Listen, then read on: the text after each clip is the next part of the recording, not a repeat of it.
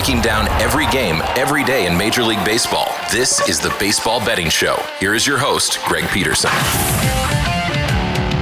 Hey, warmer for the low. Welcome to lovely Las Vegas for the Baseball Betting Show with myself, Greg Peterson, now part of the VSiN Family Podcast. We've got an excellent podcast for you as we're going to be joined in segment number 2 by our good friend Curtis Rogers. He does the pre- and post-game hosting for the Seattle Mariners on the radio side of things. We're going to be chatting with him about what we've all been seeing in the American League this far this season. We're going to be talking about the AL West race. Also going to be diving in on a few National League Central teams that he finds to be intriguing in the final segment. Going to get you guys picks and analysis on every game on the betting board for this Baseball Wednesday as we touch them all. If you do have a question, comment, segment idea, what have you for this podcast, you do have one of two ways. I'll fire those in. First one is my Twitter/X timeline at gunit_81. Keep in mind, letters CM, name does not matter, so as per usual, please do send these into the timeline. And the other way is find an Apple Podcast review. If you rate this podcast 5 stars, it is very much appreciated. From there, you're able to fire in whatever you'd like to hear on this podcast via that 5-star review. While I did not get in any Twitter/X questions today,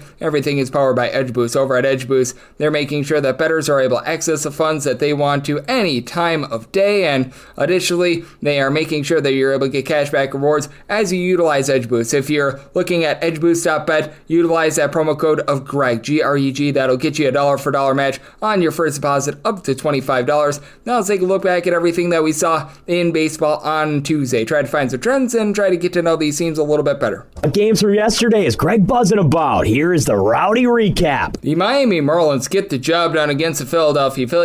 This by a count of 8-3 as Jesus Luzardo has really been struggling recently. 4 runs allowed over the course of his 5 innings, and he's now given up 4+ runs in 3 out of his last 4 starts after he had not done so in each out of his first 11. From there, you did have Tanner Banks give up a run in that inning. Joe Ross a solo run in his inning of work, and Michael Mercado, he does give up 2 runs in his inning. Now, you did have Trey Turner down for what go deep for his 9th home run season. That comes off of Cal Quantrill, who gives up 3 runs in 4 innings, but from there, the bullpen was pretty solid as Ronnie Enriquez, Tyler Phillips, Freddie Tarnok, along with Anthony Bender and Calvin Fauché, all lend a scoreless inning. You were able to get the Detroit Tigers to continue to get the job done. Best record out there in the American League, 7-3. They take down the Pittsburgh Pirates as Bailey Falter does live up to that name. 3 runs allowed over the course of 5 innings, including a pair of bombs, as Javi Baez gets home run number 8 of the campaign, and you had Wencio Perez get his 5th of the season. Then off of Carmen Mlodzinski, you had Riley Green get his 15th home run season, and Baez again, 9th home run season. Mlodzinski, 4 runs allowed in 2 innings. Chase Shogurt, a scoreless inning from there. And then for Detroit, you had Casey Mize give up 3 runs over 2 in 6 innings before Chase Lee, Tommy Canley, Brendan Hennefy are able to lend scoreless innings and are able to polish that one off. For the New York Yankees, man, it is rough for them. 3rd straight game shutout, 4-0. They lose the LA Angels as Will Warren was able to get quite a few strikeouts here for the Yankees, 11 punch-outs, but allowed 3 runs in 6 innings. From there, Ian Hamilton, an unearned run, give it up in 2 innings. Scott Effross, a scoreless inning, but for the New York Yankees, absolutely nothing doing. The Professor Kyle Hendricks, not known for his strikeout ability, 9 strikeouts in 6 scoreless innings. Ryan Zephyr, Reed Detmers, and Hunter Strickland from out there all get the job done. Also being able to get the job done. How about the Colorado Rockies? 10-5. They absolutely take it to the Washington Nationals as Antonio Senzatella, 1 unearned run given up in his 5 innings of work, entered into this game 1-10 with north of a 70 ERA. So not great for the Nationals. By the time they got it going, it was too little too late. Jake Bird and Tyler Kinley both led a scoreless inning, and then Anthony Molina, 4 runs allowed in his 2 innings of work. He did allow a pair of bombs going deep for the Washington Nationals. You had Luis Garcia get his 6th home run in the campaign, and Nathaniel Lowe was able to get his 10th home run in the campaign. For Mike Soroka, he does give up a pair of home runs over the course of his 6 innings of work as the Colorado Rockies really pounded out the bombs. Ryan McMahon, his 11th home run season. Sam Hilliard, his 2nd home run in the campaign. Mickey Moniak, his 9th home run season. Dario Estrada, his 1st. Michael Deglia, twice, 7th and 8th home runs this season. And Hunter Goodman, 14th home run of the season as Cole Henry allowed 2 of those. He gave up 4 runs and he got no outs. So that was less than savory. Jackson Rutledge gives up a pair of solo runs in his inning of work. Eduardo Salazar gives up a solo run in his inning of work. And Zach Brzezinski a scoreless inning of his own. And the Nationals did tack on a run. So it was actually 10-6 final in that one. But still, not necessarily what you're expecting there. The Toronto Blue Jays walk off the Arizona Diamondbacks, this by a count of 5-4 as for Arizona. They leave 10 men on base, and Brandon fought well. He battled actually quite well in this one after it had been a rough go of it. Last few starts, 2 runs allowed over the course of 5 innings. Did allow a home run to Viaguero Jr., 9th home run of the campaign, and Diamondbacks led by 1 going into the 9th inning. Pair of home runs off of Shelby Miller walks it off. Bo Bichette, 9th home run of the season. Edison Barger, 8th home run of the season, as Kyle Backus be able to give you a scoreless setting. Ryan Thompson and out of the bullpen after Jalen Beeks went for 2 outs, but he allowed a run. Juan Murillo, he goes for a scoreless setting, but Shelby Miller gives up those 2 back-to-back home runs to end the game. As for the Blue Jays, Chris Bassett was taken up line and sinker for 3 runs over the course of 6 innings. Brandon Little, he gives up a run in 2/3 of an inning, but Mason Fluharty, Jeff Hoffman, they both give you a pair of scoreless settings, and Braden Fisher was able to give you an out of the bullpen scoreless. All St. Louis Cardinals against the Chicago White Sox, 12-2. Final this one as for St. Louis, Matthew Liberatore, a pretty rock-solid start. He gives up 2 runs over the course of 6 innings. Riley O'Brien was able to lend 2 scoreless settings, and it was a scoreless setting from Andre Granillo. Hopefully I said that correctly, as he comes in, holds down the fort, and for St. Louis, pair of bombs in this one. Victor Scott, 3rd home run of the campaign. That came off of the position player Vinny Capra, and Alec Burleson off of Brandon Iser, 6th home run of the campaign, as Shane Smith, well, he had his most rough start of the season. 6 runs, 5 of which were earned, give it up in 4 1/3 innings. Tyler Alexander gives up 2 runs in 1 2/3 innings. Brandon Isert goes for an inning, giving up that solo home run. Jordan Leisure gives up a run in an inning, and Capra, the position player, he threw 9 pitches, gave up 2 runs, including that home run. So pretty good, clean family fun right there. Baltimore Orioles starting to get back on track. 5-1. They're able to take down the Tampa Bay Hot Shell Rays. As for the Orioles, Colton Cowser goes deep off of Zach Little. He comes up big for his 4th home run season. For Little, he leads the league with 22 home runs surrendered, 3 runs allowed in 6 innings. From there, Mason Montgomery gives up a run in an inning. Cole Sulzer, 1 run allowed in 1 1/3 innings. Kevin Kelly, pair of outs out of the bullpen scoreless, but not doing for the Rays at the plate, as Dean Kramer gives up 1 run in 5 innings. Keegan Aiken, Gregory Soto combined for 2 scoreless innings. Brian Baker, Felix Bautista, they're both able to lend a scoreless inning, and you have quite a few games that are still going on. Recording this more around about 10:30 p.m. Eastern time, as looks like the Royals should be able to get the job done over the Texas Rangers. After 8 innings, they were up by a count of 6-1. Only question was the total, as the Rangers entered in the night, your best under team in all of baseball, if you're looking just at home games, entered into the day on Tuesday with 9 overs and 27 unders. For Seth Lugo, gives up just 1 run in 6 innings. Jonathan Bolin, Daniel Lynch, they both have come in for a scoreless setting, and you've had a pair of bombs from Salvador Perez in this game, both off of Jack Leiter. His 7th and 8th home runs of the season. Bobby Witt Jr., he gets number 9 of the campaign, as Leiter gets lighted up. 6 runs allowed in 5 2/3 innings, but Caleb Bousley, the pride of Hortonville, Wisconsin, as of right now, 2 1/3 innings scoreless. So that's what we do like to see. I went to high school with him. I would say you're older than him, so that makes me feel good. Seattle Mariners right now taking it to the Boston Red Sox. They got up 5-0 after 2 innings in this one, as Cal Raleigh, he goes deep for a grand slam, is MLB leading 27th home run of the campaign. So like that's going to be a bit of a rough one for the Boston Red Sox. And right now we've got ourselves the Cubs and the Brewers going into the back half of this game. Right now the Cubs up by a count of 5-3, looking to close it out in the 9th inning, as Chad Patrick, starting to regress a little bit for the Brewers, gives up 4 runs over the course of 5 innings, including a home run. Going deep for the Cubs, you had Seiya Suzuki, OIC, who getting your 18th home run of the season, and Rob Zanoski, he gives one up to Pico Armstrong, 19th home run of the campaign. Zanoski, he gives up a home run in his inning of work. Nick Mears and Grant Anderson were able to come in for scoreless innings of their own, and for the Cubs, Ben Brown gives up 2 runs over the course of 5 innings. Did get taken deep by Mr. Isaac Collins. He gets his 3rd home run of the campaign. From there, you did have Genesis Cabrera give up a run in an inning. Brad Keller, Caleb Thielbar, both would be able to land a scoreless inning, and right now, a little bit too early to call on Astros versus A's, Padres, Dodgers, and Guardians versus Giants, but we will clean those up on the podcast. And oh, by the way, we've right now got extra innings between the Metropolitans and the Atlanta Braves, 4-4 after 9, as for the Mets, pair of home runs in this one. Juan Soto goes deep off of Spencer Schwellenbach, 14th home run season, and Tyrone Taylor's had a rough go of it at the plate, 2nd home run of the campaign, but for Schwellenbach, gives up those 2 home runs, 4 runs in total in 7 innings.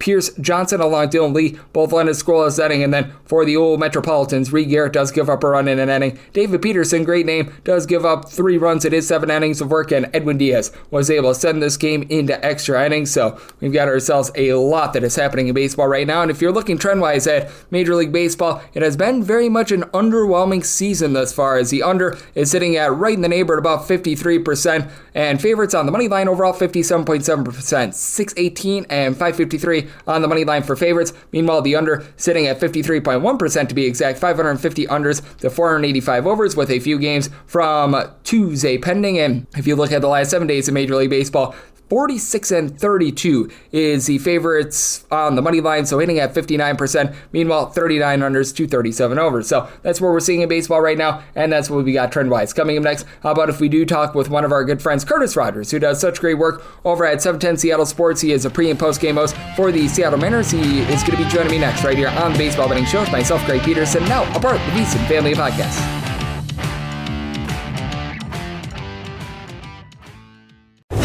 Breaking down every game, every day in Major League Baseball. This is the Baseball Betting Show. Here is your host, Greg Peterson. And we're back here in lovely Las Vegas for the Baseball Betting Show with myself, Greg Peterson, now part of the VSiN Family Podcast. And it is always great to be joined by this man as we've got Curtis Rogers aboard. He does amazing work over at 710 Seattle Sports. He is the main pre- and post-game host on the radio side of things for the Seattle Mariners. On top of that, I know that he's doing a great job of taking a look at all things out there in the Pacific Northwest. You're able to follow him on Twitter /X at a kid from Kent, along with Instagram. And Curtis, it's always great to get you aboard. Thank you so much. Greg, always happy to hop on with you. What a busy start to the week it has been in Major League Baseball. All still kind of recovering from the ripple effect from the Devers trade, but still everything up in the air, obviously, as we inch closer and closer to the All-Star break, to the trade deadline. The landscape in the American League shifting dramatically this week, and always makes for an exciting time when trades like that go down. Oh, yes. Those trades are just absolutely wild and crazy, to say the least. And just how do you take a look at the landscape of the American League now? Because the wild card seems to be very open for a lot of these teams not named the Chicago White Sox. Like, you even take a look down the list. I'm doing this as of Tuesday night, so before those games went final. And out there in the American League, the only team that is more than 8 games out of the wild card is the Chicago White Sox. Even the A's are 8 games out of the wild card, so it's not completely far-fetched there. And the Red Sox actually hold the third spot in the wild card right now. And it just leads me to believe that this is going to be a wild summer, and it's going to be a wild trade deadline for a lot of these American League teams. It will be, especially with teams that are, like you said, just on the cusp of making it in as a wild card team. It will kind of put teams in a weird spot. Do we sell? Do we buy? I mean, you might end up seeing teams kind of go both routes, where I know here in Seattle it's happened before, where the Mariners, actually it's happened twice before, where the Mariners have dealt their closer despite kind of being in the thick of things. The Paul Sewald trade might have actually panned out, though. Yeah, it was the Paul Sewald trade. That's the one that's top of mind for sure. But then also in 2021, they traded Kendall Graveman to the Astros. Even though both years the Mariners were still very much in the wild card hunt, and both those years came down to the final week of games before the Mariners were officially eliminated. But you could kind of see moves like that happen. You know, a team like the Rangers, a team like the Twins, they're just kind of in this no man's land right now of just kind of floating at 500. You can see some good things happening with those ball clubs, the Rangers especially having won 4 in a row, but it is going to make for a lot of tough decisions for these teams, especially teams that don't really have a good handle on how good they truly are or how bad they truly are. Yeah, I mean, it's really interesting because I take a look at the landscape of the American League, and all these teams, it feels like they've got a lot of pitching and no hitting. Looking at you, the Kansas City Royals, looking at you, the Texas Rangers, looking at you, the Cleveland Guardians, or they have a lot of hitting and they've got no pitching. Looking at you, the LA Angels, and I think that leads to just such an interesting hodgepodge with those like middle of the road teams right now in the American League, which I'm pretty much talking about teams not named the Yankees and the Detroit Tigers. Yeah, those two teams have done a really good job of separating themselves, especially considering how muddy this thing is going to get in the middle portion of the American League. Yeah, you mentioned teams like the Royals where they seem to have not played up to expectation this season. It's not to say that like Bobby Witt has been a disappointment. I mean, he's still among the league leaders in WAR according to Baseball Reference, but definitely not putting up the power numbers that we saw from him a year ago. And then Cole Reagan's injury, that has been a huge blow to that Royals staff. He hasn't been nearly as effective as I think a lot of people thought he was going to be this season. So that has been a really tough thing for them to overcome. Salvador Perez's bat has not gotten going the way that they kind of anticipated. So that Royals team among the disappointments in the American League right now. I'm looking at a couple of teams in the American League East that have kind of quietly, put together a decent first half. How about the Rays sitting in second place right now in the AL East? I don't think anybody had the Rays really as a team that was going to at least nip at the heels of the Yankees. But you look at that run differential for them, plus 68. They've won 4 straight coming into Tuesday night. That team is definitely worth paying attention to for sure. Just seems like every single year it's plug and play with that team. I mean, Jonathan Aranda has been just phenomenal at that bat for them. I like what they do down there in Tampa. And I think the Blue Jays are another team, too, that are worth paying attention to. I know they've lost 3 in a row. And Bowden Francis just got put on the IL, but Francis has not been super hot this season. So it's not like that has been a huge blow to that rotation by any stretch of the imagination. But the Rays and Blue Jays are 2 teams that I'm looking at in the American League and saying something might be cooking here. Yep, absolutely. And with Bowden Francis, a negative .9 WAR. So his replacement will probably add a win to the Toronto Blue Jays. So yeah, that might not be a bad thing for them, to say the least, as Curtis Rogers, who does such great work over at 710 Seattle Sports and is the pregame and postgame host for the Seattle Mariners radio, joining me on the Baseball Betting Show. And for Seattle, they are facing off against the aforementioned Red Sox. We don't know how Tuesday went, but we're looking forward to Wednesday right now. And just how do you take a look at both the series for the Mariners and the Red Sox, who they're separated by half a game right now going into the night on Tuesday, and just where the Seattle Mariners are at without getting George Kirby and Logan Gilbert, who looked solid, by the way, on Monday off the injured list. Yeah, I mean, in Monday's game, I mean, the Mariners did get shut out, which was obviously a disappointment here in Seattle, but hard to be disappointed at all with what we saw from Logan Gilbert getting the 10 strikeouts in his first game back in about 2 months. So that was an encouraging sign for them. And obviously Logan Gilbert, how he goes this rotation is going to go. That was a nice shot across the bow last night from him to every team kind of watching with one eye on their game, one eye on the Mariners game. So shout out to Logan Gilbert for getting the job done in a big way on Monday night. But I look at this Mariners team compared to the Red Sox. I mean, it just feels like this Red Sox team with the Devers trade, there's so many more question marks with it. And the Devers trade doesn't answer a whole lot of questions for a team that still had plenty of questions. I mean, Trevor Story, what do you do with him? Christian Campbell, he has not been the Christian Campbell that he was to start the season. They are now handing the reins over to him, Marcelo Meyer, and Roman Anthony, and just kind of saying, hey, lead us to the playoffs, you 3, super prospects, these rookies. And that's a lot to ask of a trio of rookies. That's a lot to ask of just one rookie. But a third of your lineup now are guys that have not played at the big league level before this season. So I'll be very interested to see the Red Sox and how they respond in the coming days and weeks. I know coming up with the shutout win immediately after the Devers trade, that was impressive. They sweep the Yankees amidst the chaos of this past weekend. But I don't know. I don't think the Red Sox, to me, jump out as a team after the Devers trade as one that is going to be better in the immediacy. I think it's going to take them some time before they kind of figure out who they are post-Devers, whereas the Mariners, the offense right now has been leaving plenty to be desired. I like the sweep that they had over the Guardians this weekend. Got some really good offense from J.P. Crawford, who has been an on-base machine. He's up over 400 right now. I believe he's third in baseball in on-base percentage, if I'm not mistaken. So that's been a huge welcome to that Mariners lineup. But right now, I think knowing what we know about these 2 teams, the Mariners, I think, have more questions answered than the Red Sox do at this point, even though they are a half game behind Boston in the wild card standings. I think going forward, the Mariners are a team that I think I would be more confident in than Boston in securing one of those wild card spots. I agree with you, and I do think that the division in general in the AOS is very interesting as well, because, Curtis, we've talked about this a few times on the show this season, but it just feels like this American League West is full of a bunch of teams that they really just don't want it at this point. The A's, you would think, have fallen out of it, but again, they're 8 games out of the wild card. It's not like they're completely dead and buried, even though they had a 1-20 stretch. Imagine where they'd be without that. But the Angels have shown a little bit of fight. The Astros are currently up by 4.5 games, but the Astros just don't have a feel of a team that should be up 4.5 games right now. And I've got some question marks with regards to that offense now, too.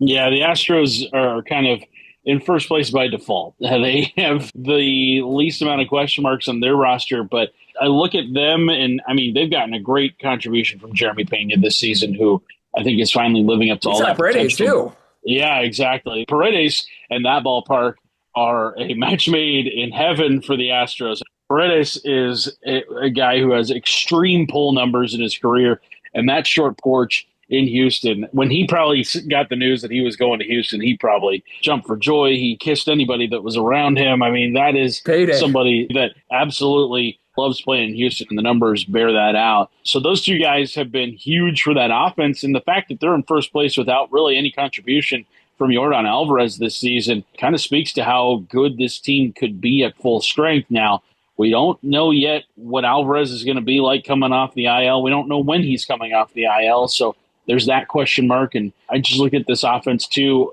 Jose Altuve has not quite been the Jose Altuve that we have come to expect over the last decade plus. They're dealing with a lot of injuries to their pitching staff. Again, Ronel Blanco, he's out for the season. Lance McCullers lands back on the IL. So there's questions with that, but I think right now you'd be foolish to pick against the Astros until they give you a reason not to. And so far this season, they've not really given anybody a reason to pick against them yet, but still a long way to go. But depending on what Yordan Alvarez looks like coming back, this Astros team could once again be atop the division come September. Yep, and with the Astros, they are a team that typically comes alive during the summer months as well, so that is very much documented. We've seen that from them time and time again, but not having Kyle Tucker this year certainly is going to be hurting them. And Curtis, with regards to the Seattle Mariners, obviously they've got this current series against the Boston Red Sox, but I'm intrigued by what they're going to be having coming up next, because after that they go up against the Chicago Cubs, a team that I think is just such a fascinating team out there in the National League as well. I look at that NL Central, really both of the Centrals, and I think that they're two of the more intriguing divisions in all of baseball, and that with the American League Central, obviously the Tigers are running away with it right now. In the National League Central, the Cubs do look like head and shoulders the top team out there, but with regards to the Chicago Cubs, what I think has been really interesting has been that bullpen pitching and the fact that they've been able to pair that up with this really good lineup. Yeah, the Cubs to me are a sneaky team in the National League in that we're also focused on the NL West race between the Dodgers, Giants, and Padres. And obviously the teams in the East grab the headlines, the Mets and the Phillies. The Braves, I don't know what their deal is right now, but don't sleep on the Cubs, which is funny to say because they're obviously one of the most covered teams in all of Major League Baseball, but they've been just a really solid team all season long, have not really undergone any sort of adversity. I mean, the Pete Crow Armstrong, full season's worth of games at the big league level. I mean, he has been everything they could have hoped for. One of those rare trades that I guess has kind of worked out, if you could say it, is Javi Baez having a bounce-back season with the Tigers, even though that wasn't the team that Pete Crow Armstrong came from. But, yeah, this Cubs team, you've got him and obviously Kyle Tucker. If you're the Cubs, you've got to do everything you can to keep Kyle Tucker on the north side because he has been just everything you could have hoped for in that trade. And how about Seiya Suzuki? I mean, how about that entire Cubs outfield? Pete Crow Armstrong, Seiya Suzuki, Kyle Tucker, heck, even Ian Happ. Just an embarrassment of riches, an embarrassment of power, of just great play this season. And they're getting some really good play from Dansby Swanson, too. So this Cubs ball club, don't sleep on them. And Carson Kelly cooling down a lot from the start to the season that he had. But, boy, he has been a really nice addition to that ball club, giving them some good at-bats at catcher. So, yeah, this Cubs ball club, they are a team that if you're not paying attention to, I suggest you do so. Yep, no question about it. With the Cubs, it's been a lot of fun to watch them thus far this season. And Curtis, I know you do such a great job covering this game of baseball. Who's the team that you're looking at towards the summer months that you feel like might be in for a little bit of a rise? Maybe they're already having a good season and you think it's going to get better, or maybe there is one of those teams hovering around 500, slightly below 500, that you think that all of a sudden it's going to pop for them. The Braves have so much talent to where it's like, really? You guys are still going to be 10 games under 500 at this point in the season? I don't know when it's time to cut bait on them, but it's going to be time soon, I think, especially because the conversations we have around the Orioles right now at 30 and 41, I don't know why we aren't having those conversations right now about the Braves because they're in an almost equal spot at 31 and 39. There's just a couple of games better than the Orioles, and they've got, just as good a talent, if not better talent than the Orioles. And their normal manager. Exactly. So their team should be paying attention to around the trade deadline. But a team that is around 500 that maybe could go on a run here that could kind of snap out of things. Boy, that American League Central right now, Cleveland, they did not stand out to me. I was able to see them in person here in Seattle. Outside of Steven Kwan and Jose Ramirez, that offense leaves plenty to be desired. I'm going to go into the National League Central because I think those teams that are kind of in the middle there, the Brewers, the Cardinals, heck, even the Reds at 37 and 35. I like their run differential plus 41. I think that is indicative of a quality ball club, especially a team that when they win, their quality wins, and when they lose, it's close losses. That tends to even out over the course of 162. So that's a team definitely worth paying attention to. The Cardinals, they've cooled off after that hot stretch that they had, but definitely a team that has really, played above what we had all expected them to. And then the Brewers, they're always going to be competitive. They're always going to be competitive, despite maybe not spending what I think a lot of people in Milwaukee, I don't have to tell you this, Greg, but despite what a lot of people in Milwaukee think they should be spending, getting Rhys Hoskins, his bat going, that's been a really good thing for that ball club. Bryce Terang has played really well. Would love to see Jackson Churio kind of get hot here. Maybe they could kind of go even further this season, but yeah, that National League Central right now, it is flown under the radar, but there's some good ball being played out there. Yep, there certainly is a lot of great ball being played. The Midwest is providing some great baseball, and the Pacific Northwest is providing some of the best commentary in all of baseball. And that's from you, Curtis. You do such an amazing job taking a look at this great game that we all know and love of baseball. So let the good people at home know what's all on tap for you and how people can follow along on social media and other platforms. Yeah, we've got another episode of Extra Innings coming out this week as we look ahead to that Cubs-Mariners series that's coming out on Thursday. And then also we have got all sorts of great Mariners coverage. We spoke with Tim Kirkjian this week of ESPN. Good conversation there. SeattleSports.com, Seattle Sports app. You can follow me on Twitter and Instagram at @KidFromKent. It's all there for you at your fingertips. Yeah, we're just going to have a lot of fun getting closer and closer to the All-Star game, getting closer and closer to that midway point. And Greg, always a pleasure to hop on with you and talk some ball, especially this time of year. Oh, no doubt about it. Curtis is one of the best in the business. Every single time he joins me, he lends such great insights and did so once again today. So big thanks, Curtis, for joining me on the Baseball Betting Show, now part of the VSiN Family Podcast. And coming next, it is that time of the podcast. I give you picks and analysis on the game on the betting board for this Baseball Wednesday as we catch them all.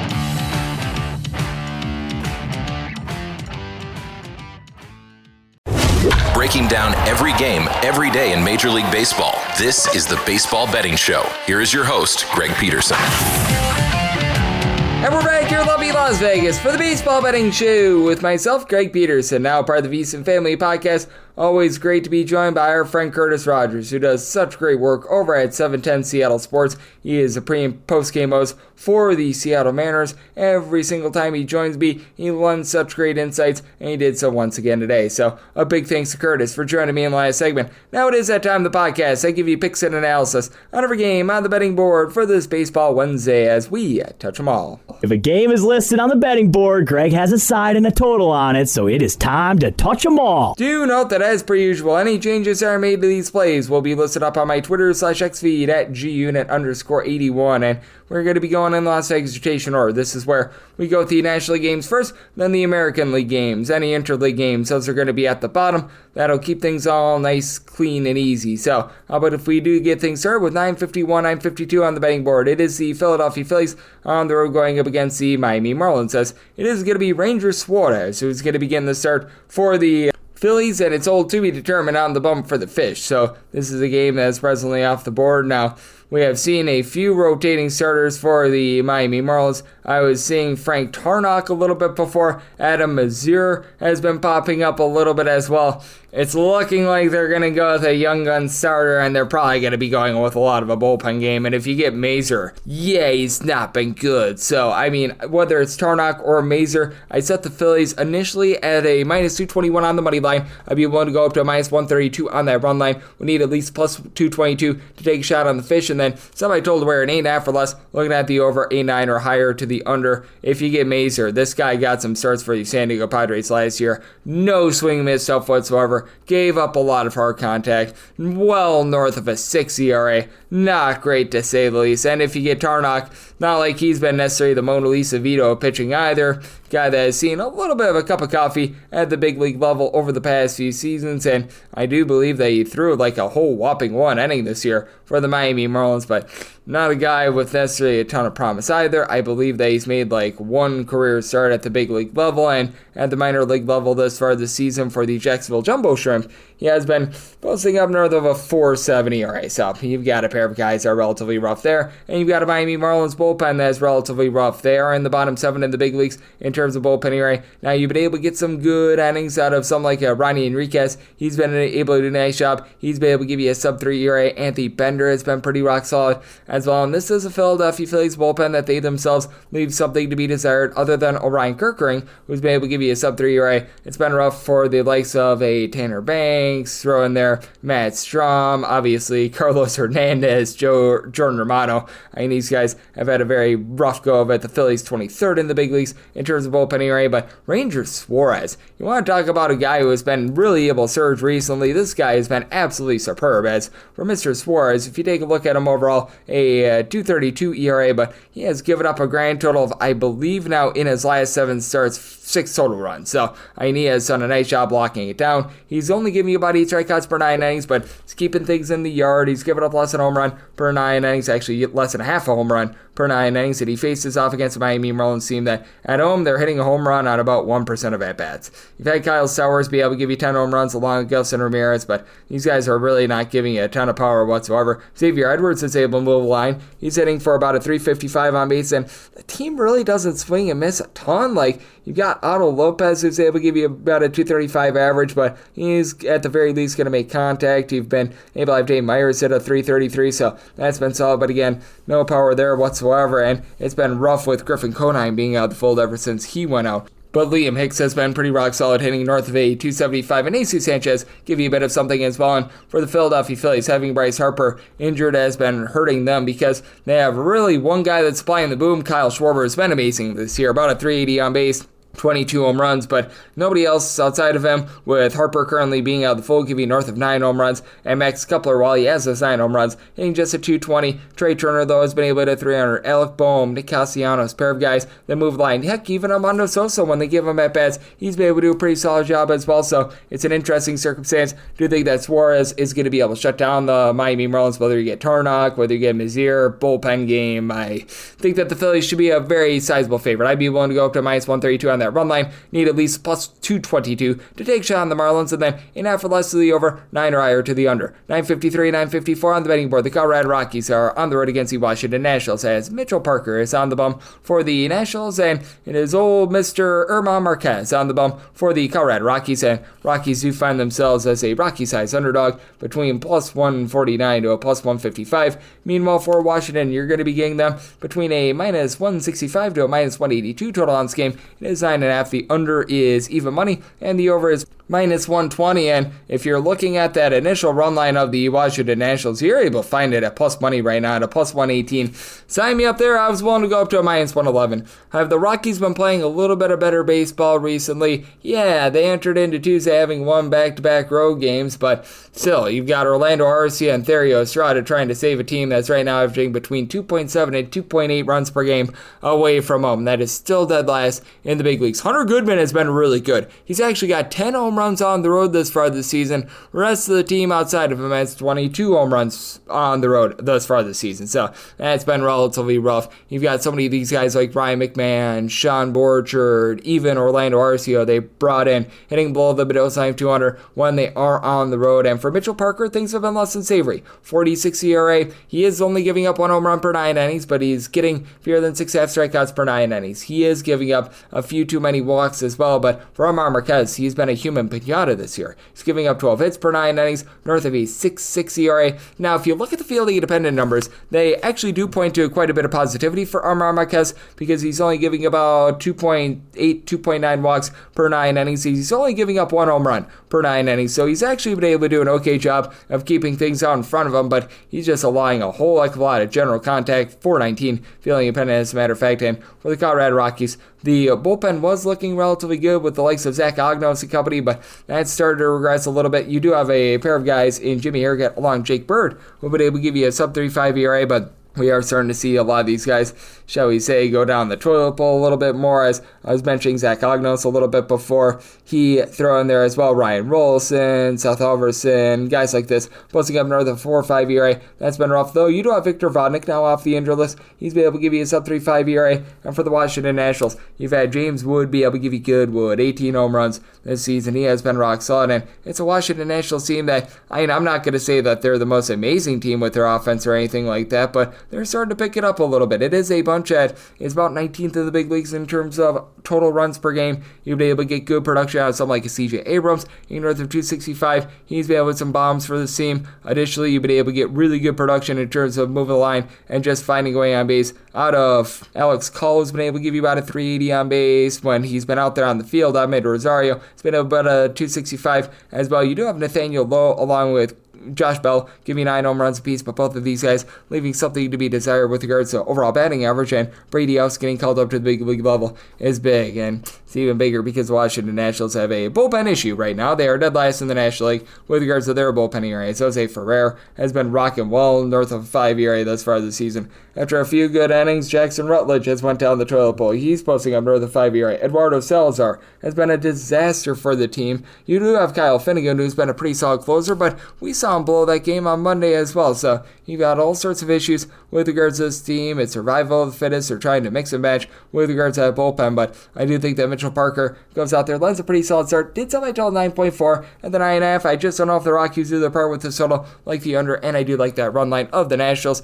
9.55, 9.56 on the betting board. The New York Mets are on the road facing up against the Atlanta Braves. Chris Sale's on the bump for the Bravos. Bob Blackburn wants a plank for the Mets. Mets are an underdog between plus 152 to a plus 162, minus 173 to a minus 190 is that number on Atlanta, with 8 being the total. The over is minus 120, and the under is even. If you're looking to lay a run half with the Atlanta Braves, you're going to be finding that at a plus 114, and I'm willing to sign up for that. I was willing to take a plus 108 or better. For Paul Blackburn, he's already made a start or two this season. He's already come out of the bullpen a little bit as well, but I've just never really been a Paul Blackburn guy. For Blackburn, his swing and miss stuff leaves a lot to be desired. Thus far this season, he's been rocking a 6.75 ERA. He actually had one really good start, and then the bullpen appearances were not necessarily so great. He's yet to give up a home run this season, but last season when he was with the New York Mets and with the Oakland A's, he combined to give up 1.4 home runs per 9 innings for his career. He only gets about 7 strikeouts per 9 innings. So I'm just not a guy that really inspires a lot of confidence.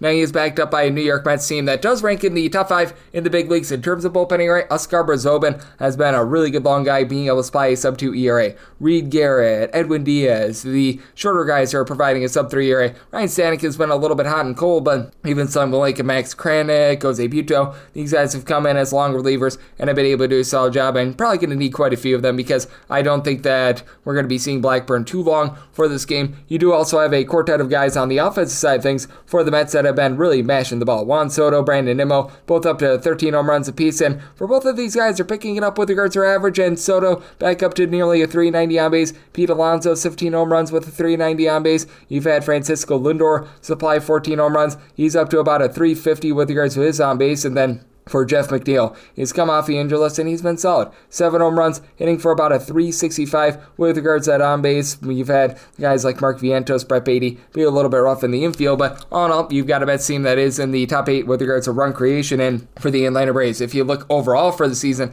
they've been a pretty pedestrian offense, but Ronald Acuna Jr. coming back in the last 21 or so games has been very good for this team, as he has supplied 7 home runs and a north of 470 on base entering into the series. On top of that, you've got Marcell Ozuna, Austin Riley up to 11 home runs apiece, and for Ozuna, nearly a 390 on base, and then Matt Olson supplying the team with 14 home runs has been rock solid. You need more, though, out of Michael Harris along with Ozzy Albies, especially Harris. You've only been able to get 6 home runs at a 262 on base out of him. Alex Verdugo is doing a solid job moving the line. Heck, Drake Baldwin at the catcher spot has been able to do a solid job as well, and for this Braves bullpen, the, shall we say, issues that they've had have been very pronounced, especially with Desbel Hernandez now on the injured list. You've had a few guys that have been able to come through for you you, like Dylan Lee, along with Aaron Bummer, have been able to give you a sub-3 ERA, but you've had Onyel de los Santos really go down the toilet bowl. Rough series against the Colorado Rockies. He's up to about a 4 ERA. You just have not been able to get any good innings whatsoever on Rossio Iglesias, but Chris Sale is starting to look like the Chris Sale of old. 12 strikeouts per 9 innings,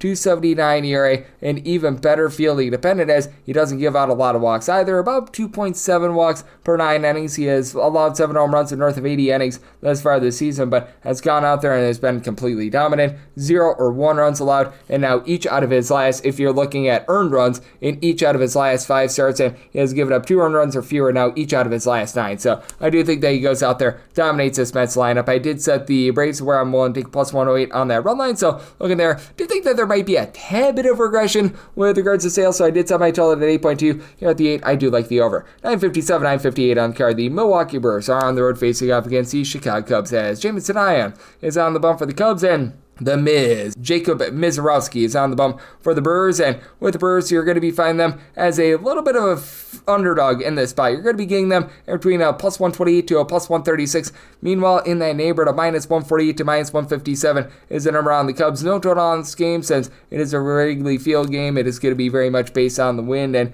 if you're currently looking at the wind situation, it's going to be blowing out a little bit towards the beginning part of the day, but then once you get to first pitch, it should be blowing in just a skoge. You're probably going to be getting a little bit of rain, but the wind conditions themselves are not too bad. Like with the wind blowing in, it's about 2 to 3 miles per hour. So I think that this is going to be about as net neutral as it gets with regards to a ballpark. So I did set my total to wear an 8.5 or less. I'm going to be looking at the over a 9 or higher. I'm going to be diving in on the under. I set my total at 8.7 for the Miz. Looked really good in his first career start. Was absolutely mowing them down at the minor league level. He was getting 12 strikeouts per 9 innings. Backed that back up against the St. Louis Cardinals, went 5+ innings scoreless, so do like to see that. And for James Tatayan, he has been giving up the deep ball thus far this season, but that was very early on during the season. He had this just one outlier start where he was going against the New York Mets, and things were very much less than savory there, and he's rebounded ever since then. 3.48 ERA now. He is supplying a 4.59 fielding dependent with those 1.7 home runs allowed per 9 innings, but it's also giving up just 1.7 walks per 9 innings. He's entering in really good form. 2 runs or fewer allowed in each out of his last 5 starts, and I don't know how long lasting that's going to be, but I mean, still, he's been able to really find his groove. He has given up now 2 earned runs or fewer in all but 2 out of his last, I believe, now 11 starts. So he's done a nice job holding down the fort, and he is backed up by a bullpen that over the last 35 days has a sub 125 ERA. These guys like Daniel Palencia, Caleb Theobar, throw in there Drew Pomerantz. These guys give you a sub 2 ERA. It has been incredible. Brad Keller's give you just a little bit north of 2 ERA. These guys are all doing a nice job locking down, holding down the fort. Now, I don't know how long lasting that's going to be. I do think that there's going to be quite a bit of regression here, and Ryan Presley, towards the beginning part of the season, was a roll of the dice, but I mean, all in all, these guys have gone out there and they have produced. And for the Milwaukee Brewers, this team is in the bottom half of the big leagues in terms of bullpen ERA. They are banking on Yo Payam's Elvis Peguero to be as good as they were last season, and well, neither of those teams are currently with the big league roster, but you've been able to do a nice job of mixing and matching. Ebner Uribe, as a long guy, has been able to give you a sub 2 ERA. Jared Koenig has been a little bit hot and cold, about a 3.5 ERA, but still, you've been able to get good innings out of Nick Mears, Trevor McGill. These have been 2 guys that have been able to supply you with a sub 3 ERA. DL Hall is a guy that you're able to utilize as a bit of a long man as well, so you've got a lot of options there. And for the Brewers, it's a team that does a really good job of being crafty in terms of finding a way into scoring position, as you've got a quartet of different guys: Christian Yelich, Sal Frelick, Bryce Frank, Jackson Chourio, who've all given you at least 10 stolen bases this year. For Yelich, 14 home runs. He's been very hot and cold with regards to his hitting, to say the least, and as he goes, the Brewers go. As he declines, the Brewers decline. And for Jackson Chourio, not really giving you a lot in terms of on base, 283 on base, but he's been able to supply you 12 home runs as well. Reese Hoskins has been able to give a 335 on base. You've had William Contreras be able to find a way on, not as much power as the season going, hitting just a 237 in terms of average, but 345 on base. You need a little bit more out of Caleb Durbin along with Joey Ortiz in the middle infield, but I do think that the Miz gives you a relatively good start. 8.5 or less, I like the over 9 or higher to the under, and with the Brewers plus 133 or higher, do like them on the money line. 959, 960. It is the LA Dodgers playing goes to the San Diego Padres, as Stephen Kolek is on the bump for the Pods, and Emmett Sheehan is on the bump for the Dodgers. Dodgers are between minus 165 to minus 190 favorites, anywhere between plus 149 to plus 155. That number on Slam Diego, 9.5 is the total. Over and under, anywhere between minus 105 to minus 115.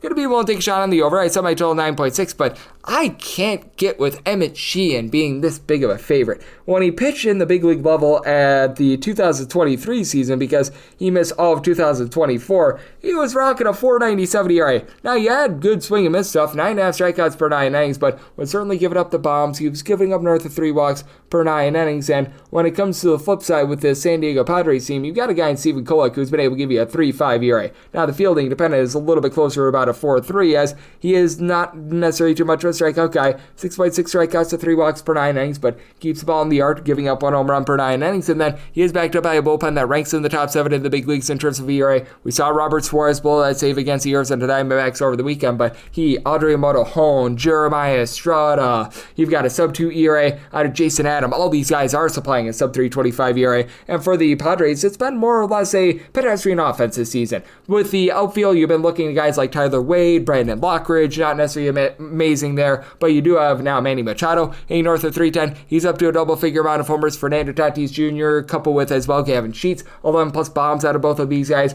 And for Tatis Jr., really picking it up with a 350 on base. Jackson Merrill continues at about 300. Could use a little bit more power out of him. And man, that Xander Bogaerts contract is not great. Hitting less than a 240 with 4 home runs. You could use a little bit more there. But I'd say on the flip side, you do face off against the Dodgers team that's averaging right around about 6.1 runs per contest as far as this season. That is numero uno out there in all of baseball. Shohei Ohtani is back to pitching, but let's go what it is right now. He is better served as a little bit of a hitter for this team, as he has been able to supply this team with now 25 home runs and north of a 375 on base. But Will Smith and Freddie Freeman also getting jiggy with it. Both of these guys have been able to give you north of 4 on base. You've got Andy Paz, who's been able to give you 13 home runs. Teoscar Hernandez has been able to give you 13 bombs. And so after a little bit of a slow start to the season, Mookie Betts started to pick it up as well. Now you need to get a bit more out of Mr. Michael Conforto. The fact that he's been hitting below a $185 this season has been a little bit less than tremendous, but you know what? You've got Max Muncy who's been able to find it as well. But this is a rather, shall we say, league average bullpen with regards to the LA Dodgers. You've been able to have quite a few guys go out there and give you some good innings. Like Ben Kasparis was one of those guys, but now they're utilizing him as a little bit more of a bulk guy. Had to use him on Monday. Jack Dreyer has been able to give you a sub-3 ERA, and Alex Vesia, not a long guy, but he's been able to give you a sub-3 ERA as well. But Kirby Yates has had north of a 4 ERA. Tanner Scott has had his issues. You've got Blake Tryon currently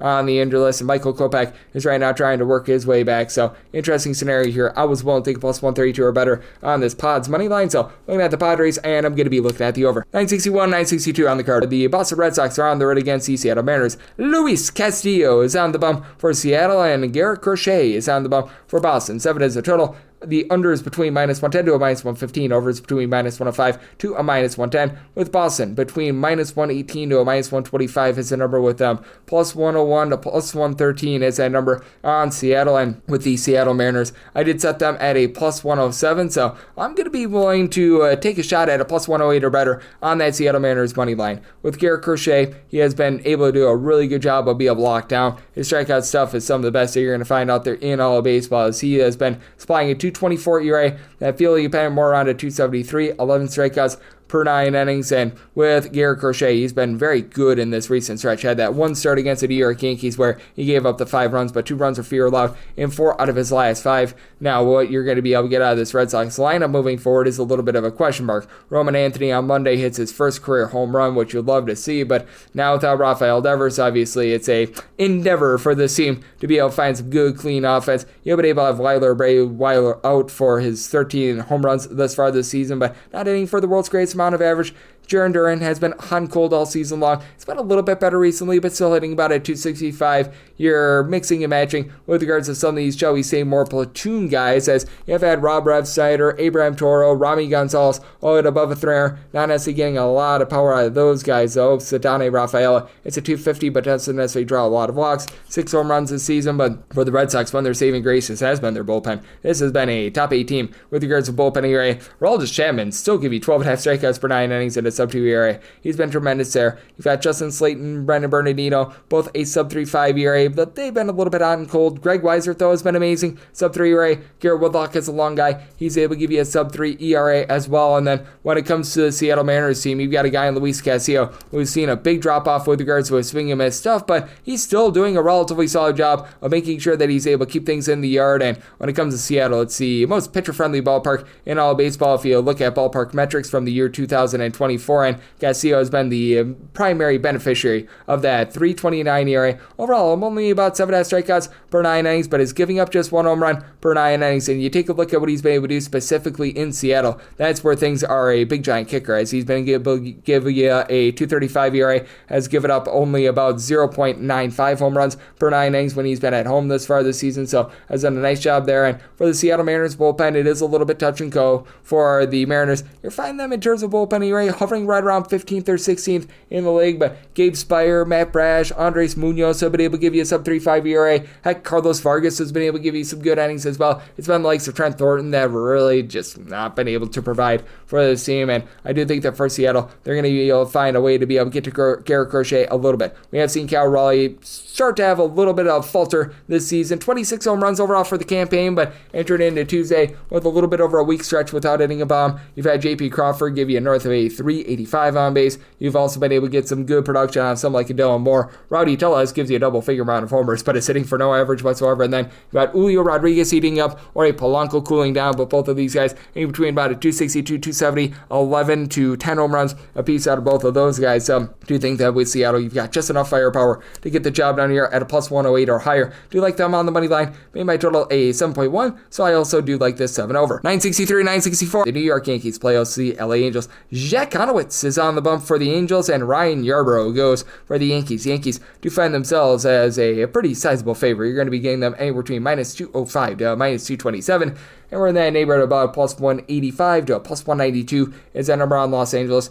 9.5 is the total, over and under anywhere between minus 105 to a minus 115, and if you are looking to lay a run off with the Yankees, that's at a minus 114, and sign me up there. I was willing to go up to a minus 134. Just no faith whatsoever in Mr. Jack Conowitz right now.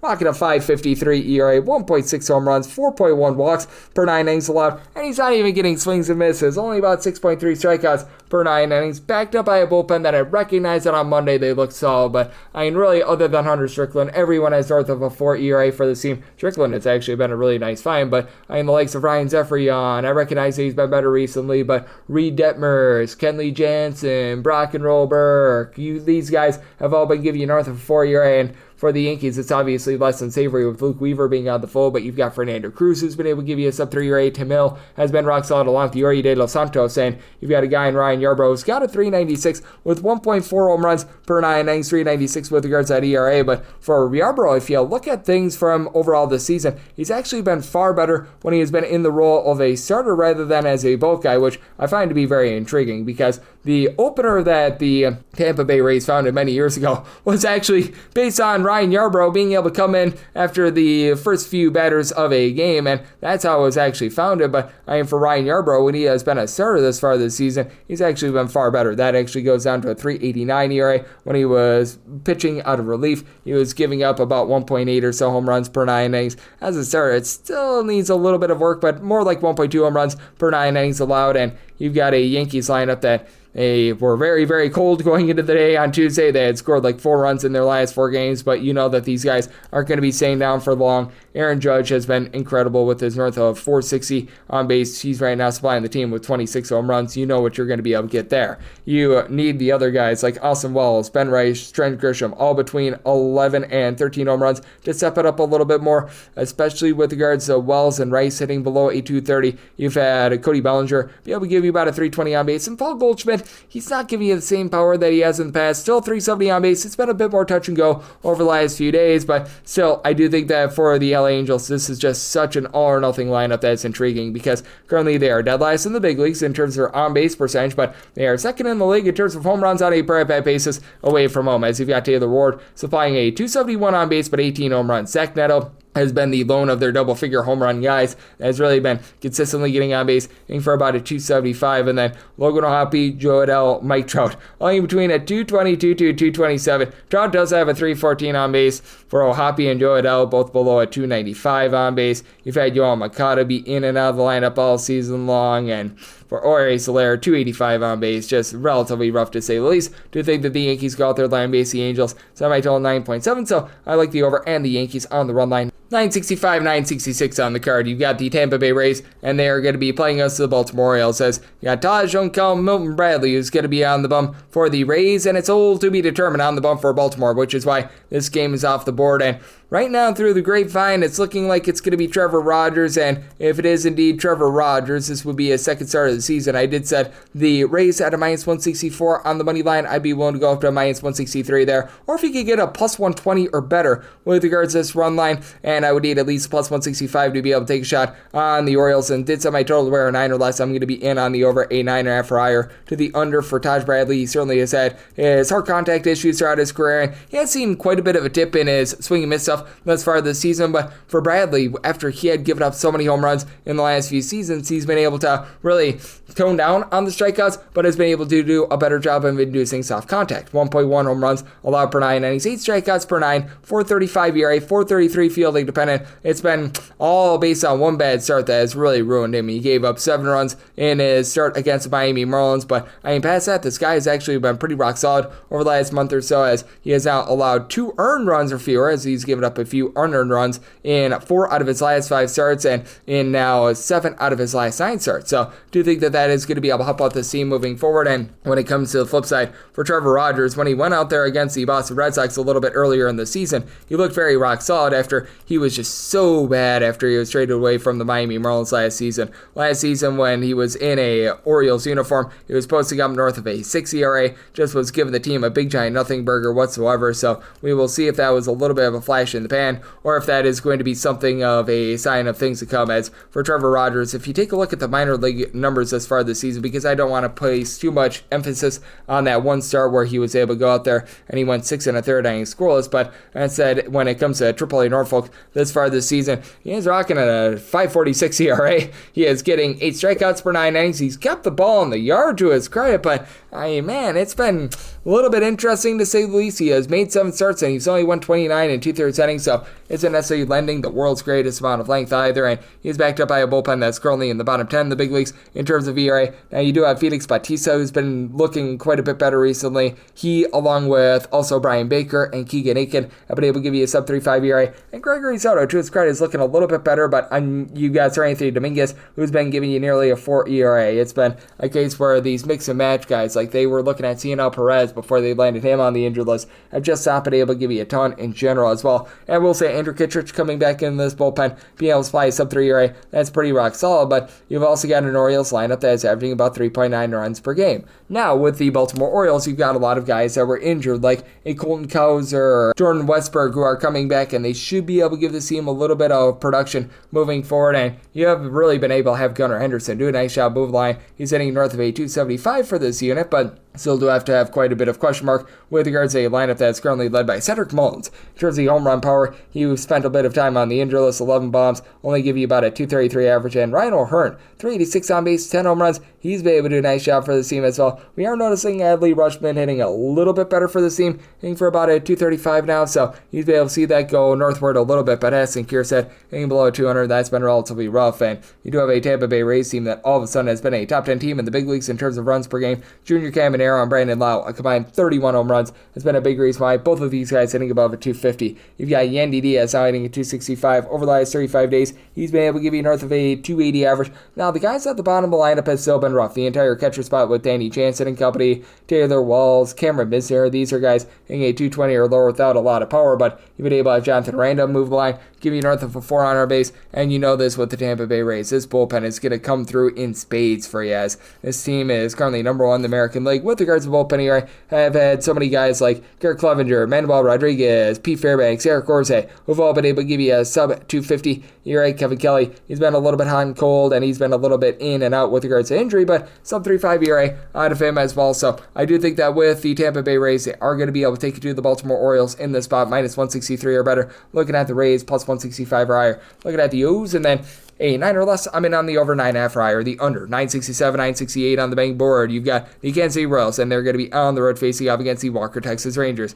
Patrick Corbin is on the bump for the Texas Rangers, and old Chris with the K. Bubich gets a start for the Kansas City Royals. Most places have this game off the board as I am recording this, so I will give you guys my handicap as I did set the Royals at a minus 130 on the money line, so going to be looking at a minus 129 or better there, plus 131 or better, looking at the Rangers, and then a 7.5 or less, looking at the over 8 or higher, the under. Chris with the K. Bubich, a little bit of a rough start his last time out, but overall this guy has been able to do a very rock solid job. The swing and miss stuff is not necessarily like creme de la creme, but it's pretty darn good as he's been able to give you a little bit north of 9 strikeouts per 9 innings, a 192 ERA, despite the fact that he did allow 5 runs in his last start against the Yankees. I believe that was just the second time this season that he allowed more than 3 earned runs and has really done a nice job keeping the ball in the yard. He's given up 3 home runs in 79 and 2/3 innings, fewer than 3 walks per 9. Now, the 256 fielding opinion is a little bit higher than that 192 ERA, but overall he's been able to do a really good job, and he's backed up by a bullpen that does rank in the top 10 in the big leagues in terms of ERA. You've got so many guys like a Carlos Estevez along Lucas Hurtage, the 8th and 9th inning guys, Steven Cruz, Daniel Lynch, who have been able to give you a sub 3 ERA. And then for the Texas Rangers, this has been a top 10 team with regards to bullpen ERA. Our guy, Michael Bousley from Mortonville, Wisconsin, has been looking like a good long guy. Jacob Latz, sub 3.5 ERA as a long guy himself. You've had a little bit of, shall we say, testiness with regards to Luke Jackson, but you know what? He's been able to find his way here in the middle part of the season. Then additionally, you've had Robert Garcia be able to give you a sub 3 ERA as well. For the Texas Rangers, the big issue has been the offensive team does rank in the bottom 6 in the big leagues in terms of runs per game, as you've had Jake Berger pick it up a little bit more. He's now hitting above a 220, so yay verily there. But Corey Seager, since he's come off the injury list, has been hitting well below the Mendoza line of 200. He has been as cold as an igloo, and you still have so many of these guys that just aren't hitting to where you'd expect them to be. I mean, it's been a little bit better for the likes of Adolis Garcia, Marcus Semien, and currently on the injury list, Jock Peterson, but on all 3 of these guys, starting at 227 or lower, all 3 of these guys at 9 home runs or fewer. You just need a little bit more there. Ezekiel Duran has been a big giant disappointment this year. You're getting nothing out of the catcher spot. Evan Carter's been nice. I mean, 4 home runs in his first 64 at-bats. That's been rock solid, but I mean, the Royals have actually been worse with their offense thus far this season, as Jonathan India, he's out hitting about a 250, but he's providing no power whatsoever, and that's the issue for the Royals, as right now you've got Vinny Pasquantino, who's been able to give you 10 home runs. He's up to hitting 275, but Bobby Witt Jr. has been in a little bit of a funk. Sub 355 on base with 8 home runs. That's just not cutting it.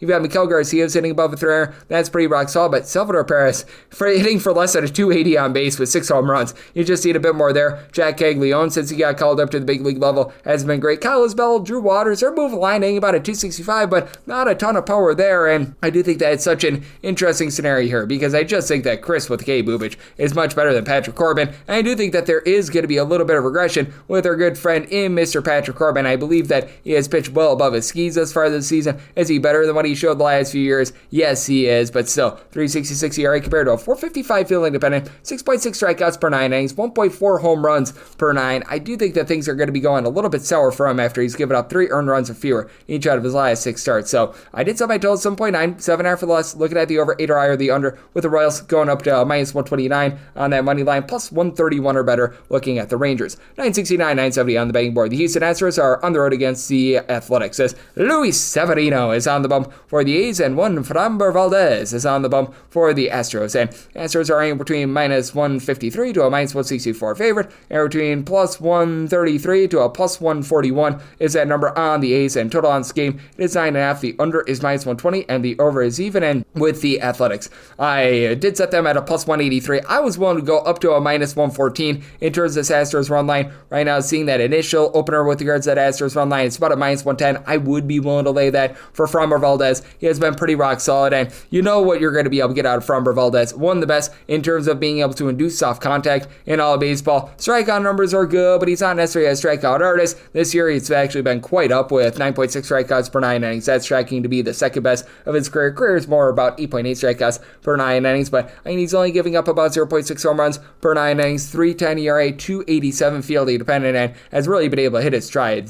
1 or 2 runs allowed in each of his last 4 starts, 9 punch-outs or more in each of his last 3 starts, and 8 or more in 4 of his last 5. So he's really coming into his own. And for Luis Severino, you want to talk about a guy with some big-time home and roads, but so boy. For Luis Severino this season, he's posting up a 4.47 ERA, but I can get this. On the road, he's posting up a 0.93 ERA, has yet to give up a home run in 38 2/3 innings, and it's not like he's giving up a ton of deep balls when he's at home. At home, he's giving up 1 home run per 9 innings, but 7.10 ERA compared to a 0.93 on the road. Like, my goodness. And I mean, that's really this entire Sacramento A's team. They're all out of sorts when they're in Sacramento, and that's why their home record has just been absolutely abysmal this far this season, as you've got so many guys in this bullpen that are just not cutting it for them. Like Mitch Spence was pretty solid in the bullpen, but now they're having to utilize him as a starter. You've got Grant Holman, who has been giving an ERA that's hovering right around about 5 right now. You've really only got a few guys on the roster with a sub-4 bullpen ERA. Hogan Harris has been one of them, and Sean Newcomb, who they've used for 9 innings, is as well, and that's about it. So, really are in a rough spot here. JT Ginn is now a guy that they looked to for a long spot. A few days ago, he's up to a 4.80 ERA, and for the A's, they're right around about league average with regards to their run production. You got Brent Rooker along with Tyler Soderstrom combined 29 home runs, and you got both of these guys who give you north of 340 on base. Jacob Wilson, nearly a 400 on base. He has been tremendous. He's starting to draw a few more walks. They've been without Shea Langolaris for a bit, but you've got Luis Rodriguez, who's done a good job picking it up for Miguel Andujar, who's on the injured list. He's up to about a 340 on base. And flip side for the Astros, this has been a team that's been in the bottom half of the big leagues in terms of runs per game, but Isaac Paredes has done a nice job of giving this team a little bit of a jolt. 15 home runs, about a 350 on base. Jose Altuve, after a rough start to the season, he's up to hitting a 275 with 11 homers. Chris Walker, Jeremy Pena, Yenier Diaz,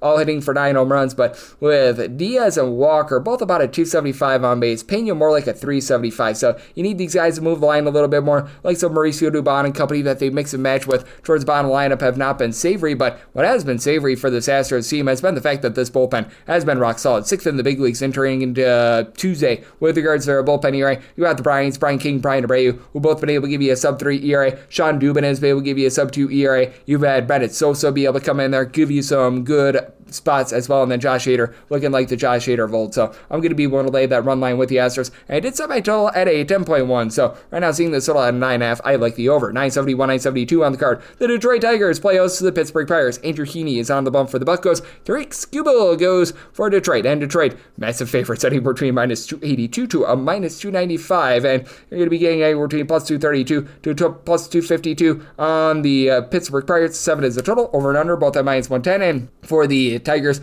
I set them at a minus 286 on the money line. If you're looking to lay the run line, you're going to be able to get something actually relatively affordable at a minus 128, and that's with FanDuel posting up a minus $3 number on this. So I would think that you could probably get closer to about a minus 120, minus 125, and I would be willing to go up to a minus 135 with regards to this run line. For Andrew Heaney, he's actually been pretty rock solid this year for the Pittsburgh Pirates. His swing and miss stuff is very much down, but the hard contact that he's giving up is also down. For Heaney throughout his career, he's always given up about 1.5 home runs per 9 innings. That's down to more like 1.3 home runs per 9 innings. The 7 strikeouts per 9 innings is very much his lowest in about a decade, but still, he's holding down the fort. 3.33 ERA, albeit he has a 4.42 fielding opponent, but all in all, he's been able to do a rock solid job there. And then on the flip side, you got a guy, Drake Skubal, who's got a strikeout to walk ratio that is just absolutely insane right now. For Drake Skubal, strikeout to walk ratio of 12.33, 11.1 strikeouts to 0.9 walks per 9 innings, allowing about a half a home run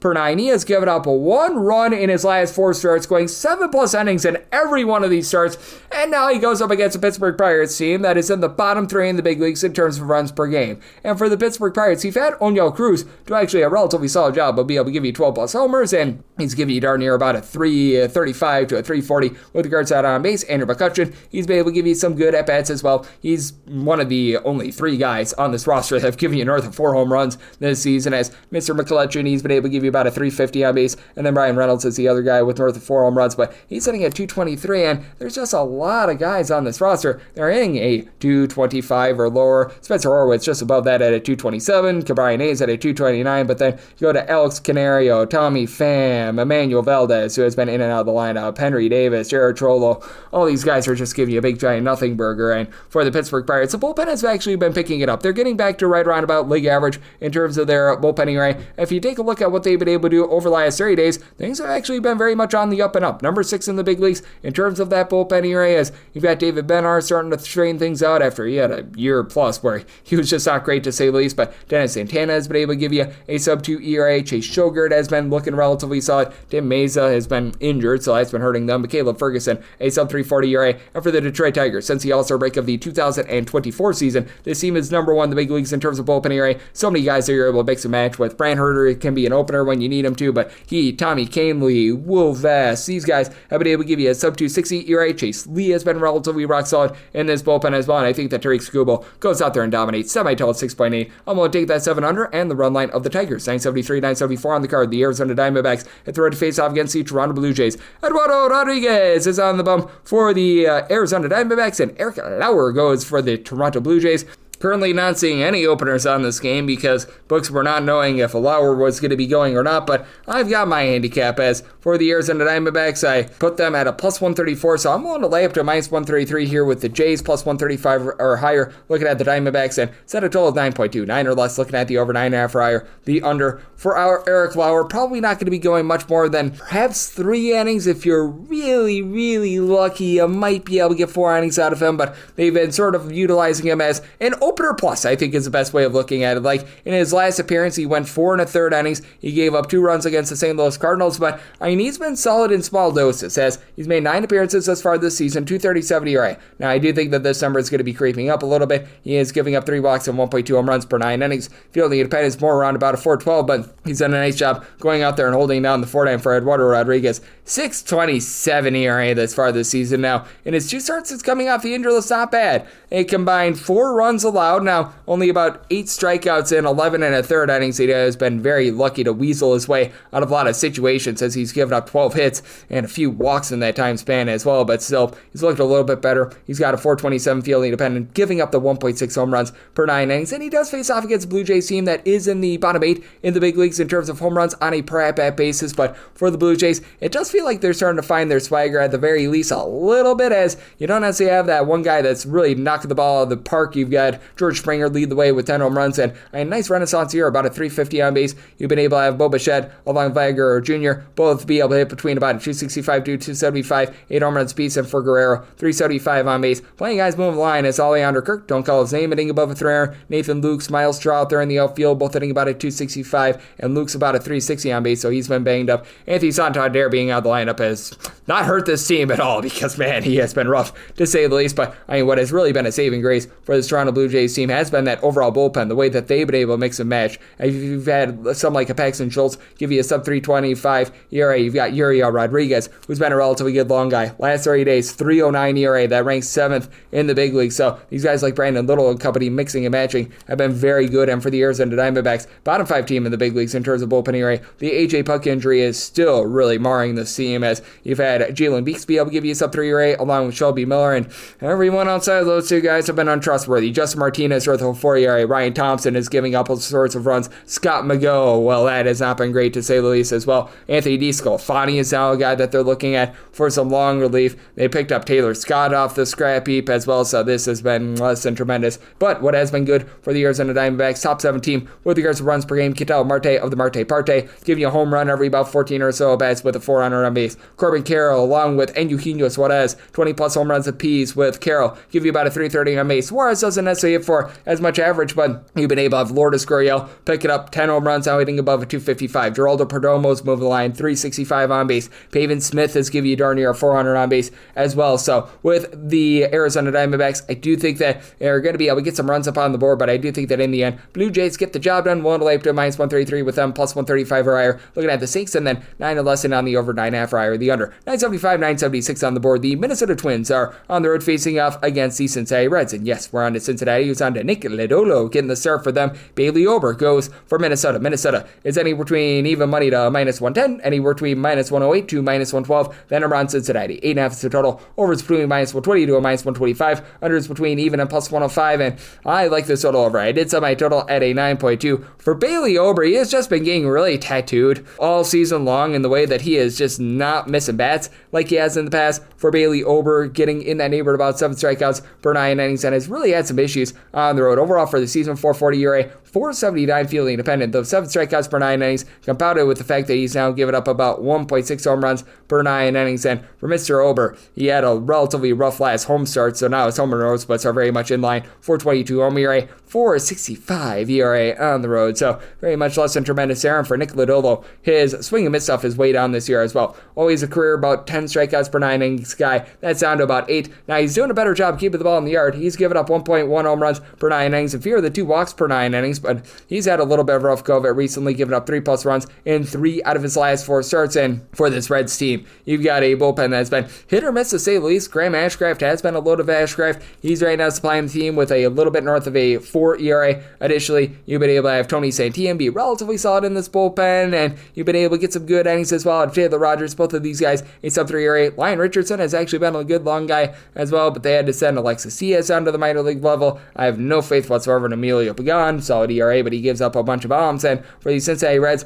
this has been a team that honestly has not hit the world's greatest at home. Even though they call it Great American Small Park, this has been a team that's been averaging closer to about 4.5 runs per game and closer to about 4.8 on the road. Now, they are actually a top 10 team overall for the season with regards to run production. They had an outlier performance where they scored 24 against the Baltimore Orioles. That is still helping them out. Elliot De La Cruz has been rock solid, 16 home runs, 20 stolen bases. He's been doing a rock solid job here recently with north of 350 on base. Nobody else on this roster, though, north of 8 home runs. TJ Friedel and Matt McLean, 8 bombs apiece, but McLean hitting below the Bedell's 200. Friedel, 385 on base, rock solid. Gavin Lux has given you a 366 on base. Austin Hayes being out of the lineup has hurt the seam, but the catchers, Tyler Stevenson, Jose Trevino, doing a good job of being able to find a way on. And flip side for the Minnesota Twins, this is a bullpen that overall for the season is in the upper half of the big leagues in terms of ERA. But if you look at the last 30 days, north of a 5 ERA, these guys that are not the top guys, Danny Kalum, who just came off the injured list, along with Louis Varland, Brock and Roll Stewart, and Yohan Dodon,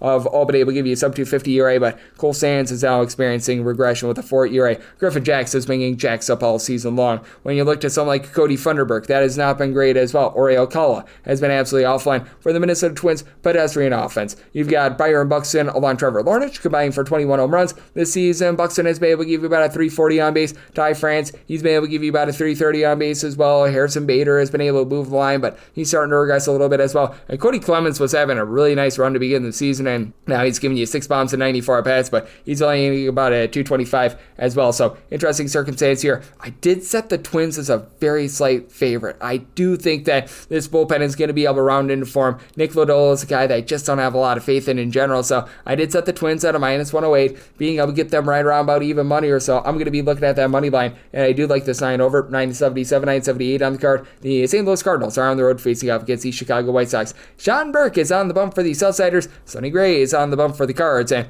Cardinals do find themselves as sizable favorites, ending between minus 176 to a minus 190, and between plus 152 to a plus 162. That number on the Southsiders. 8 to 8.5 is the total on the 8.5. Under is minus 115. The over is minus 105. On the 8, the over is minus 125 to minus 130. Under is anywhere between plus 105 to a plus 110. And if you're looking to lay a run half right now with St. Louis, that is minus 118. I'd be willing to go up to a minus 113. I do think that when it's all said and done, we should be able to get that because the FanDuel opener on the money line was minus 196. That's very much on the high side. So I do think that we should be able to get a minus 112 or better there. And with Sonny Gray, he has been a much better pitcher at home rather than on the road since being acquired by the Cardinals. His ERA goes down by north of 1.6 points if you look at the last 2 seasons, but that's it for Sonny Gray. He's got a 384 ERA that I think is doing for some positivity. 321 fielding independent. He's only giving up 1.1 home runs and 1.7 walks per 9 innings. He's getting 9.5 punch-outs per 9. Gave up the 6th spot in his last start against the Milwaukee Brewers. So again, home and road splits have not necessarily been great. And for the White Sox, they actually are averaging a little bit north of 4 runs per game when they are at home, but still at bottom 6 offense in the big leagues in terms of runs per game. You've had Miguel Vargas be able to give you 10 home runs thus far this season, so he's been solid. But Luis Robert, even though he's got the 20-plus stolen bases, hitting below the Bedell's line of 200 with 6 home runs, you just need a little bit more there. You've had Edgar Quiero actually do a really good job of being able to hit. He's hitting north of 275, but he mainly hits off of lefties rather than righties. Austin Slater, Michael A. Taylor, Joshua Palacios, Vinny Capra, Robero I mentioned before. So many guys hitting below a 220. It's not even funny. Andrew Benintendi has been rock solid when he's been out there, but he's been in and out of the lineup all season long. Mike Tauchman, in a small sample size, has been able to move the line and giving you 4 bombs and 88 at-bats. And for the St. Louis Cardinals, not a lot of power here. Wilson Contreras is right now the main power hitter. He's been able to give you 9 home runs as far as this season, and I mean, he's been able to give you north of a 320 on base. Ivan Herrera, 8 bombs and 140 at-bats. That's rock solid. You see him, Brendan Donovan, both hitting above a 300. You need a little bit more out of some of these guys like a Victor Scott, who's only hitting for about a 240. Stolen bases have been nice, but you still need a bit more there. But Alec Burleson give you north of 350 on base. I do think that for the Cardinals, this team is right around about league average in terms of their bullpen ERA. Should be going northward as you've had Ryan Helsley blow 5 saves this season, but Jojo Romero, Phil Matone, Kyle Leahy have all been able to give you a sub 3.5 ERA. And then for the Chicago White Sox, this has been a mix and match bullpen all season long, as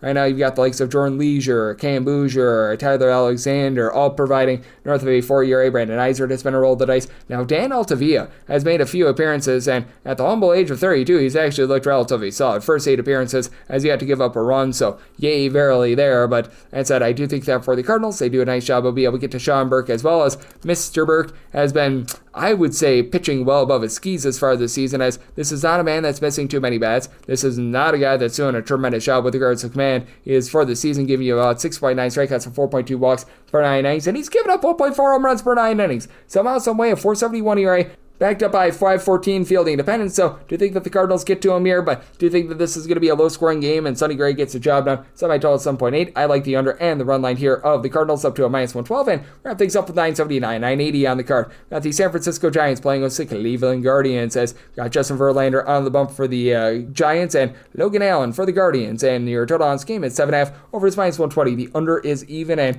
with San Francisco, -135 to -150 is that number on them. Anywhere between +122 to a +130 is that number on Cleveland. And with Cleveland, I did set them at a +143. I'd be willing to lay a chalkier money line here with San Francisco. I don't necessarily want to go run line, even though I will be on the over of 7.5. I set my total at 7.9. With Justin Verlander, you just don't know what you're going to be able to get out of him, because he is very much at an advanced age. And for Justin Verlander, he has been sort of in and out of the rotation a little bit. This is going to be his first start in about a month, and for Verlander, prior to going on the injury list, 4.33 ERA, 4.76 fielding independent, only getting about 7 strikeouts per 9 innings. As we know, throughout his career, he's been very much a power pitcher, so that does have to have you a little bit concerned. The walks have not necessarily been too bad this far this season, but he didn't make any minor league rehab starts either, so that's a little bit of an issue for him as well. But for Logan Allen, I do believe that there's going to be quite a bit of regression with him, as well as Mr. Allen for the Cleveland Guardians has been able to do an okay job of holding down the fort if you look at the ERA of a 4.28, but 4.53 fielding independent. He's only giving up 1 home run per 9 innings. After that was 2 bombs per 9